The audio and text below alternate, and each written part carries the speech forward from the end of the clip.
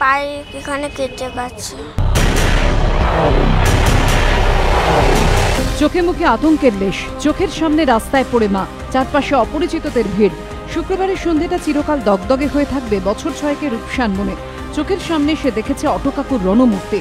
সবাই চোখ বুঝেছে অটো থেকে মা সোমাপালির ছিটকে পড়ার দৃশ্য চাক্ষুষ করে। হ্যাঁ, আবার সেই অটো চালকের দাদাগিরির অভিযোগ। এবার ঘটনাস্থল উল্টোডাঙ্গা। কিন্তু কিভাবে ঘটল এই ঘটনা?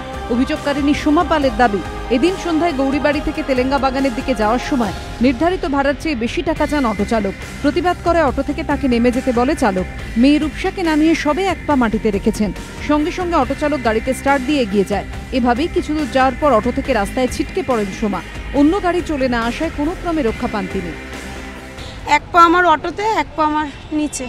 ওর সাথে কথা বলছি, বললাম তুমি আমাকে ভাড়া না দিলে আমি যাবো না, তুমি ব্যালেন্সটা দাও। বলে ভাড়া দেবো না, বলে অটো চালিয়ে ধরেছে আর আমি ধরে ফেলেছি অটোর রডটা।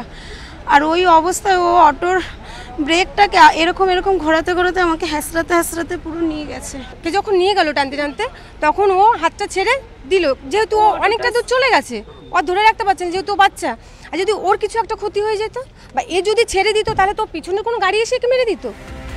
ঘটনায় ডান দিকের পাঁজর ও পায়ে গুরুতর চোট লাগে সোমার। তবে প্রাথমিক চিকিৎসার পর তাকে হাসপাতাল থেকে ছেড়ে দেওয়া হয়। গোটা ঘটনায় আতঙ্কিত তার মেয়ে রূপসা।